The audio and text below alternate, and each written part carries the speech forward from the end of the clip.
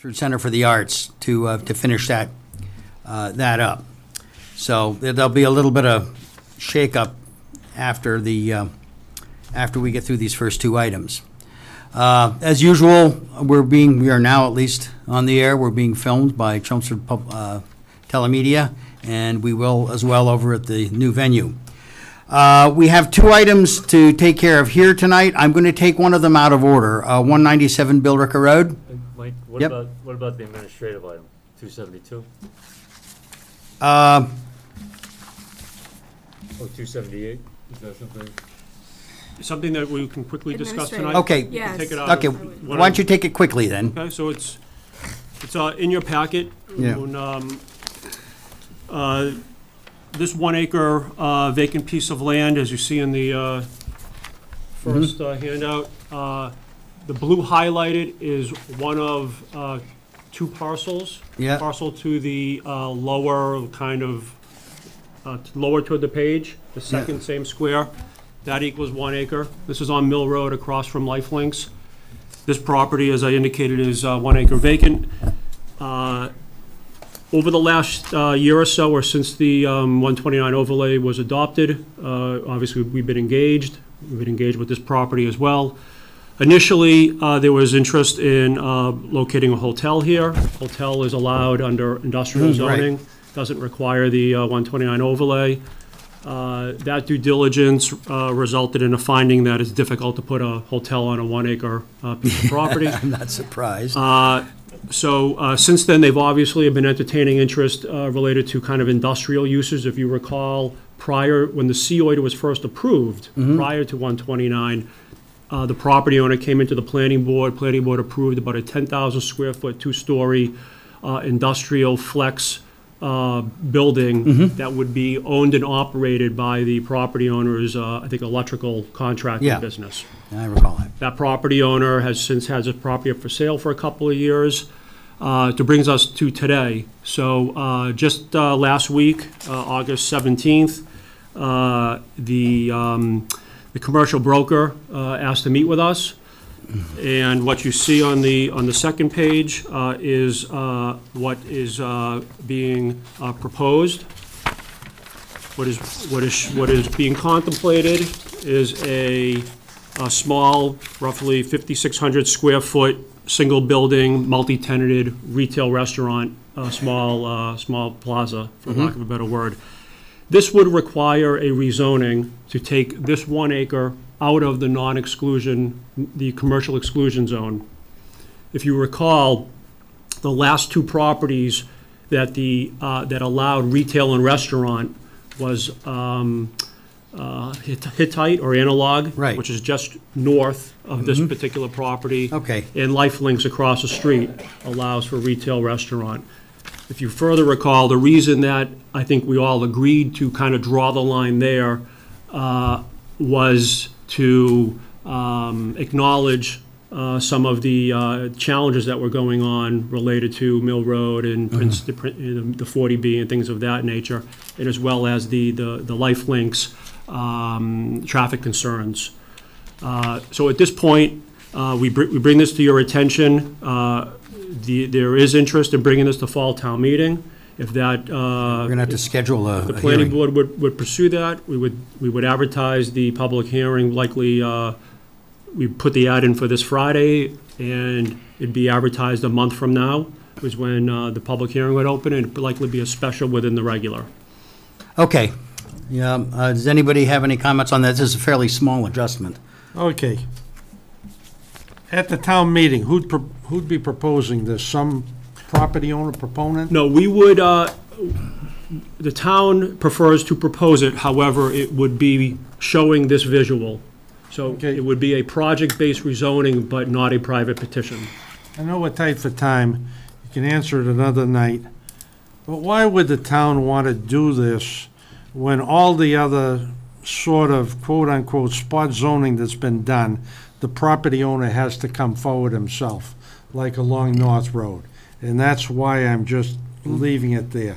The Hancock building and across from St. Mary's. And I'll call it the School for the Blind, the yellow the yellow building on the corner that's next to one of the churches, on the corner of Academy. I think those people both had to Maybe a while come ago. forward themselves and speak for themselves. So that's my concern, and at a later date, I want to talk about it. All I right. agree with Ed on that. Okay. I think that the developer on all of this stuff should be coming forward, not the town.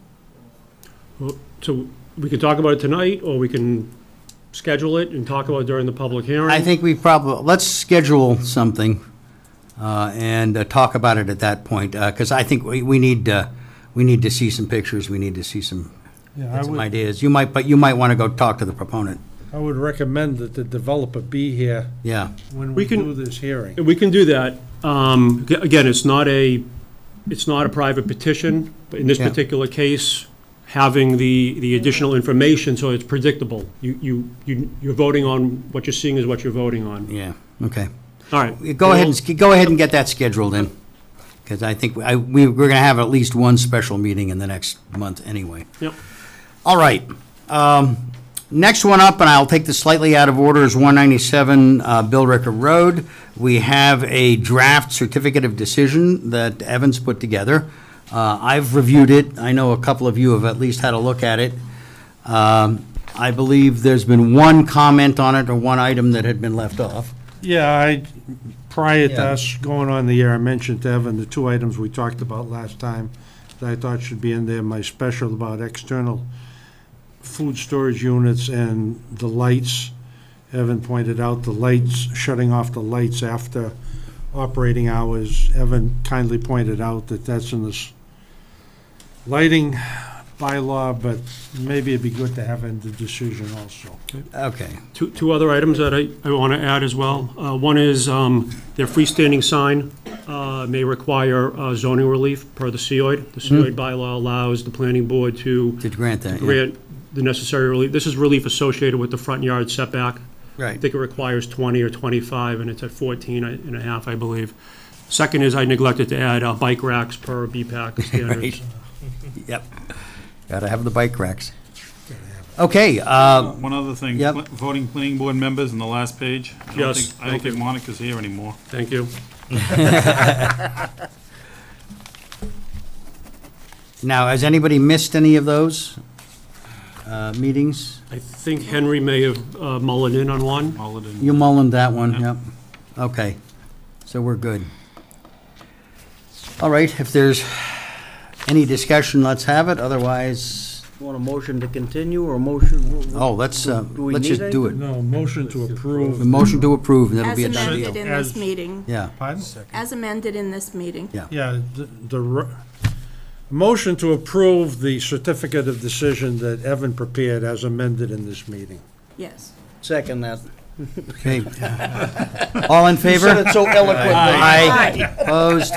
Okay, Well segmented. so 197's a done deal, and I think there's an example there of some places where a little bit of back and forth and give and take may have gotten some decent results. Okay, the next one up is 152 Turnpike Road. Excuse me, Mr. Chairman. This is a public meeting for 197 Turnpike Road? Didn't we close that public meeting? That was closed. It was closed Public hearing was August closed. Closed it last week, Yeah. last meeting. I didn't hear anything specifically that closed it, other than just to say to continue it. Can I you actually check? made the motion to close it. Yeah. Yeah. Do you, It's Okay. closed. We don't have minutes here, The minutes. but that's what the draft For decision form- indicates. For a formality, motion to close it.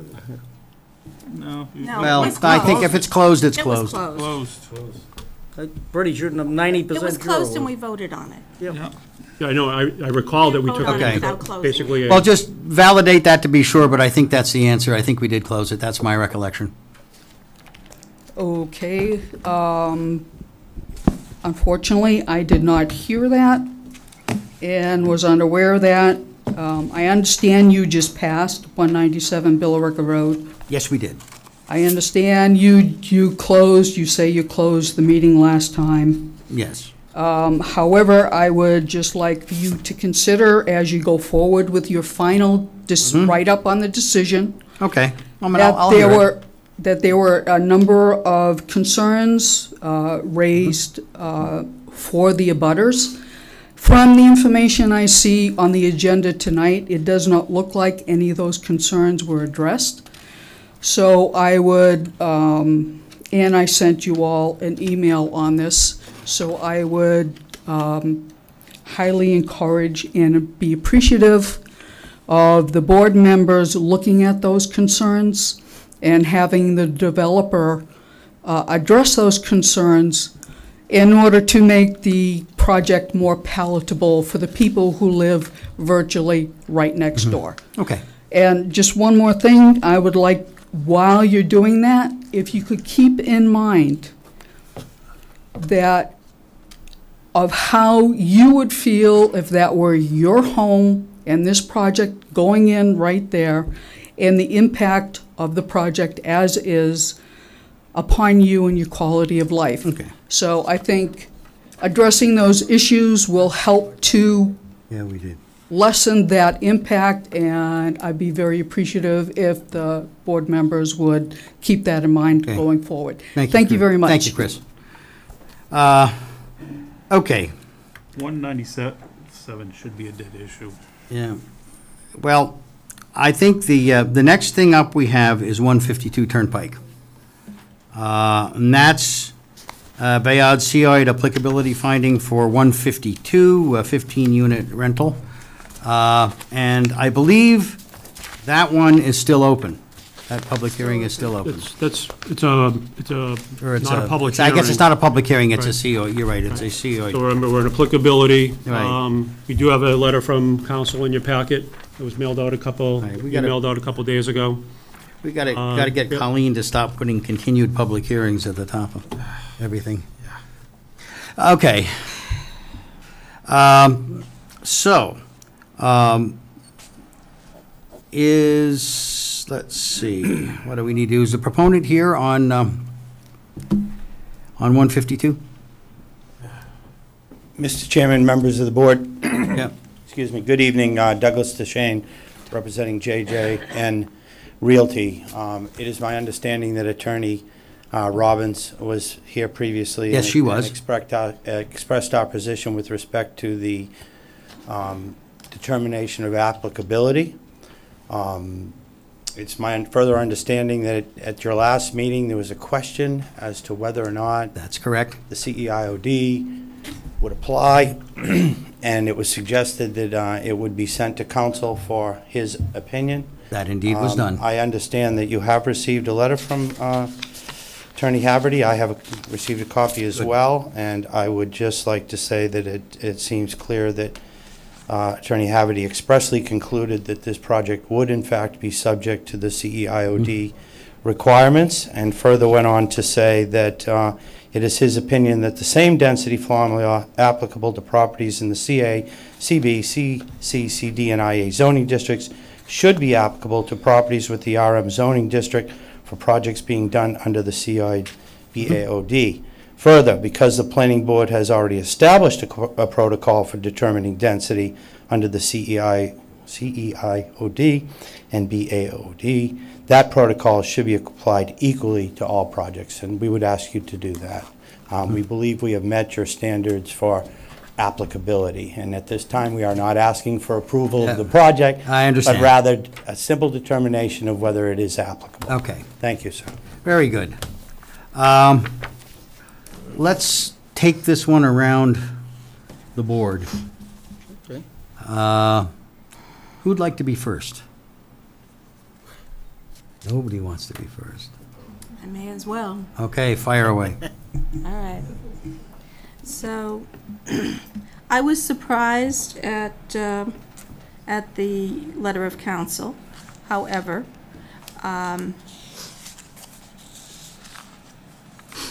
not because I thought that the property was not a COID property, because it certainly is within the COID zone, but not because I thought it was a BAOD, not a BAOD property, because it is within the BAOD zone, but because The COID specifically did not apply to RM, and when we wrote the COID, we specifically did not include the RM.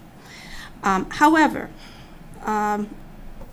the recommendations of council, I thought, were quite appropriate to use the same density evaluations that we would use for application of residential properties within a COID. And we have established in the past, and it is established in the guiding principles of the COID, that we evaluate densities based on the surrounding areas and determine what is appropriate for the particular area that the property is being applied. When we previously evaluated this property for inclusion in the COID, we, as a group, had apprehension about the then submitted densities, but we did have a majority that were willing to support the density that was then approved. This density that's currently being submitted is considerably more dense than that density was, and I would make the argument that I don't believe that this high of a density is appropriate for a COID when it's surrounded by two-family properties, whether they are zoned RM or zoned RB, RARB. So I don't believe that it's appropriate. Henry? My only feeling is, I know we were a long time, the 20 units per acre was being pushed because that's what 40B was. 40B no longer is being taken off the table. So as a group, we have to determine whether we're gonna stay with that 20. Okay, we were trying to take and make it so that people would come to us instead of taking and doing a 40B, but that's been my only thought on this whole process, is we may really have to rethink sometime in the future what we're taking and doing. Okay. You know, I got the 20 unit going next to us, and I tell you, that's a foundation is huge on a 1 acre lot. Can I respond Yeah. to that? So, one of the things that we looked at when we looked at, 140 Turnpike, was the density of similar multifamily apartment buildings on large acreage. And I had done a comparison of what's in town for various large developments. And that's where that number of kind of 16 to 22 came from. So I don't think that, and there's really only been one of those that I believe that we've actually been involved in approving. And the other ones were all put through under 40Bs that we had nothing to do with approving. So I kind of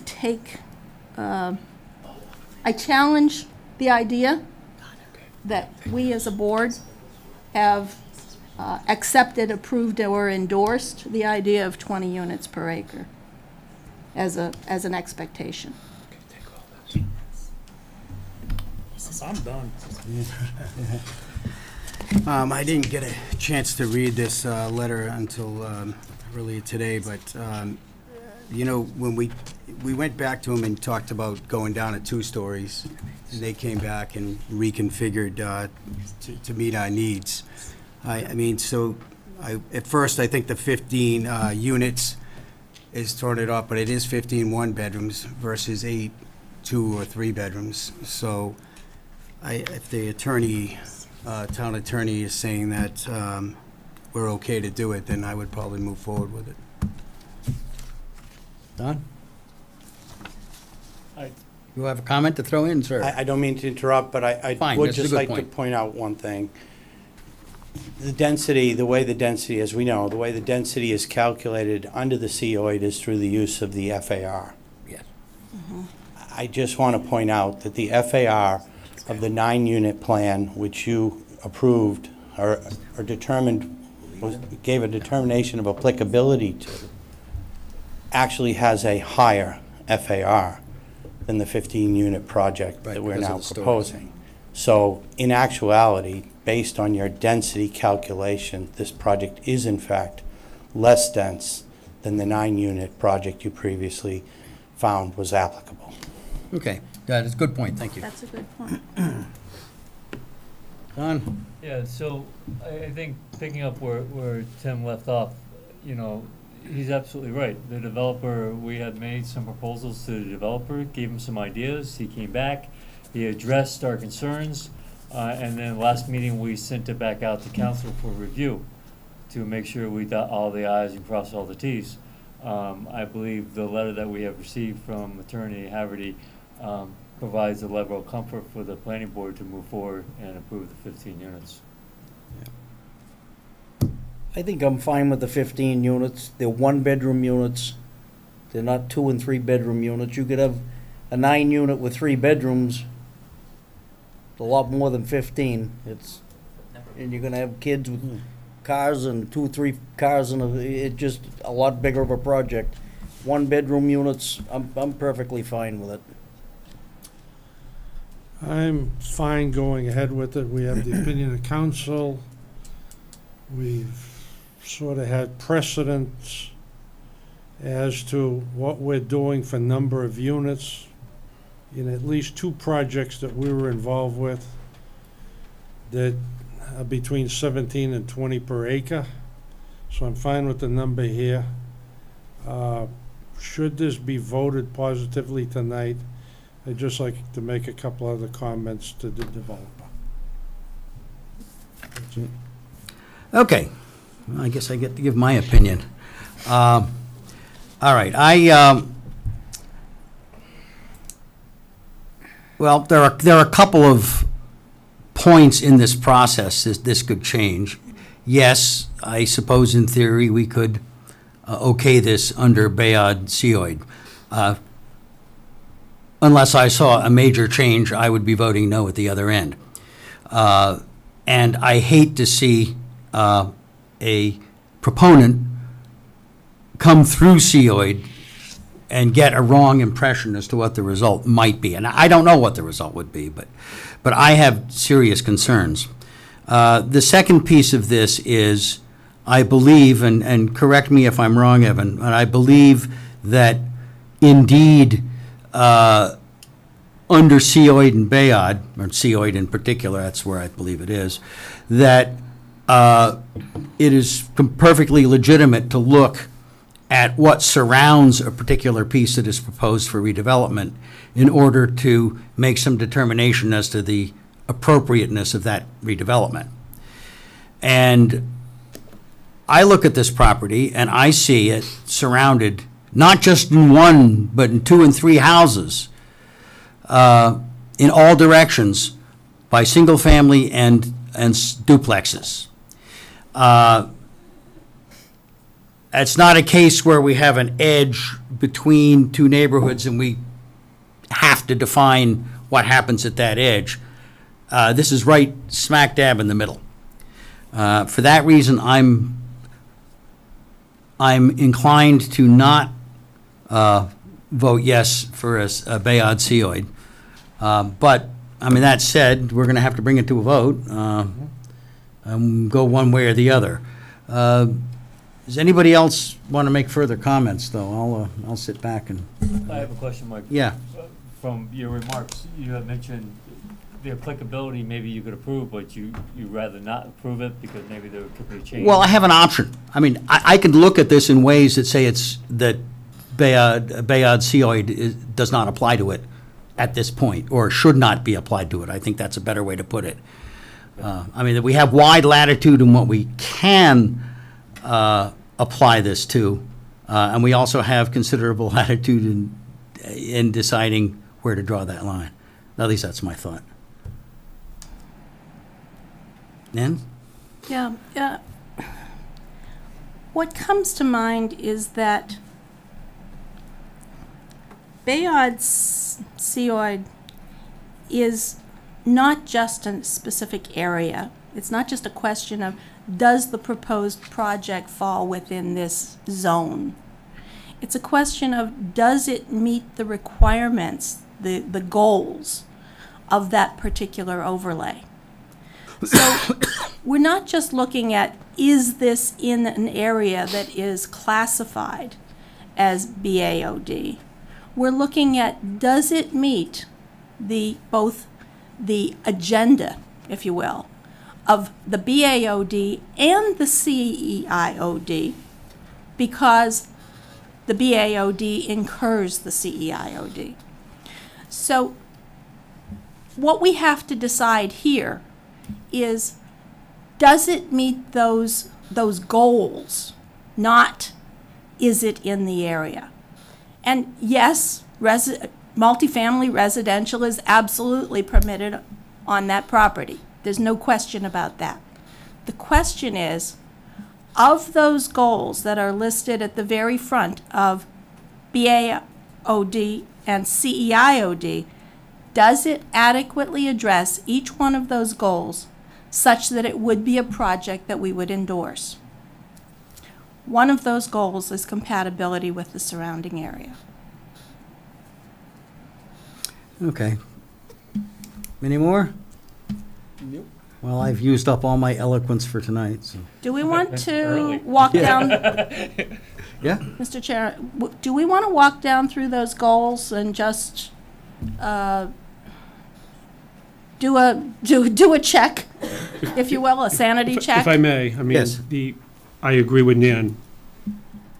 The positive applicability, I think as most board members know, simply gives them the right to proceed with full, with some sort of indication that what's being proposed is within the ballpark. Right. And some members, as we've done in the past, some members will maybe vote to approve, but with a conditional, and the vote of applicability, the decision will notate those items of concern.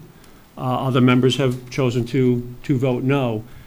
But the merit-based conversation, the one that you're referring to, I don't think you need to detail that as a part of applicability, but you're noting it.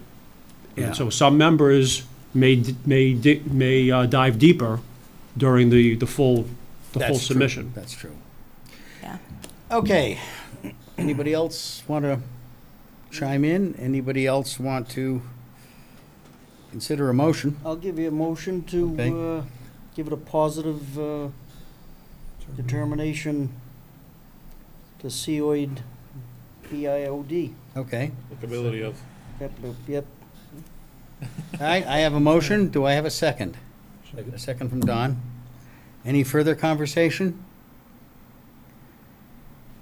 In favor? Aye. Opposed? Aye. 5-2, was it? 5-2. Okay, I got a comment for them. Why don't you catch them? Huh? Yeah. Okay, they're hurrying to leave. All right, you got your determination of applicability.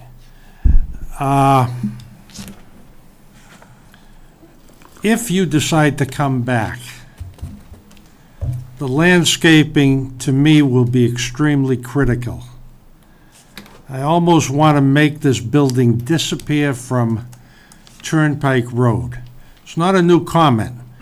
We did this with the large project down the street from you. It should be a berm, 3 feet or so high, fully landscaped with trees, something along those lines. Basically, what we want to do is, I'm not going to say we, one of the things I'm looking for is to truly sort of make this thing disappear from the surrounding area. So be forewarned. Your landscape plan will be looked at carefully. Okay. I'd like to amend that and say not just from Turnpike Road, but from all the neighbors, is make the bulk of that building disappear. That's what it is, in back two. In back two. Yeah. Okay. Well, that I think remains for the application should it come into But I us. just wanted to warn them. Yep. Appreciate it. Thank you. You folks. All right, that is 152 and 197, and we have discussed briefly rezoning and an article concerning 278, 282 Mill Road. I think the procedural thing to do here is to open the public meeting and immediately adjourn to a different location in 15 minutes. Do we have a? You have the legal ad in front of you? Yep. You have it? Do I have the, which piece? No, we don't have it. Yeah. No, Pass They it don't- down. All right. nor do I have an agenda Have for the Route the 42 Oh, I have the rest of the agenda meeting. Yeah, on the agenda. it's right there. If you could read that full legal ad, starting at the bottom there. Okay, tell you what. You're the reader. So we only need four. New public hearing. We only need 4 members to open the hearing. If some people want additional time. We'll go. New public hearing. Yes. Public hearing pursuant GLC 48S 5 on Wednesday, August 22nd, 2018 at 7 PM at the town offices located at 50 Billerica Road, Chelmsford, Mass. 01824 for purposes of receiving public comment to amend the town code, Chapter 195, zoning bylaw as follows. 1, Section 195-3, official zoning map by rezoning the underlying from IA, limited industrial, to CC shopping center. 14 parcels of land located on off Groton Road, which parcels are shown as assessors map block and lots as follows.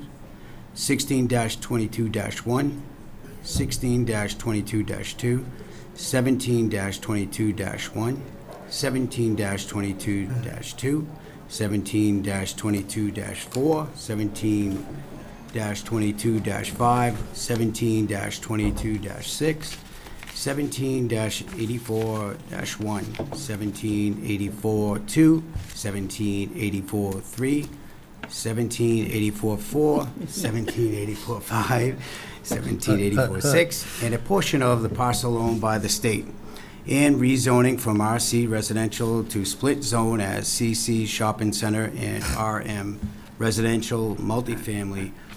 12 parcels of land on Groton Road shown as 22-92-1, 22-92-2. Should I just read them through? Yeah, 22-92-1, 23-92-2, 23-92-3, 23-92-4, 23-92-5, 23-92-6, 23-92-7, 23-92-8, 23-92-9, and 23-92-51. As shown on the rezoning map dated July 25th, 2018. To adopt a new zoning bylaw, Article 14, Groton Road West Mixed Use Overlay District, for purposes of permitting and regulating a newly created commercial and multi-family zoned area as defined in the proposed overlay district map dated July 25th, 2018. Number 2, to adopt a new or revised definition of a sign, Article 20 terminology, subsection 1 related to display of flags on commercial properties. 3, to revise and or delete subsection E, animals accessory to dwellings of section 195-6, accessory uses related to the minimum lot size required and associated requirements for the keeping of livestock, small animals, chickens on a lot. That's in there. 4, We're gonna have to decide how to excuse me. to adopt a new zoning bylaw, historical preservation and reuse for purposes of providing zoning options and regulations for the preservation and reuse of historical structures. 5, to revise the definition of dwelling, terminology specifically to revise the definition of multifamily dwelling. That's it. Thank you. Okay, so we are going to do this as separate public hearings, at least 2 of them. The first one pertaining to Groton Road. So, I am going to open it, and I'm going to ask for a motion that we, what's the right word? Recess and continue to the Chelmsford Center of Arts, and to reconvene at approximately Thanks. 7:15, 7:20 tonight. Second. All in favor? Aye. Okay, we'll see you all over at the Art Center.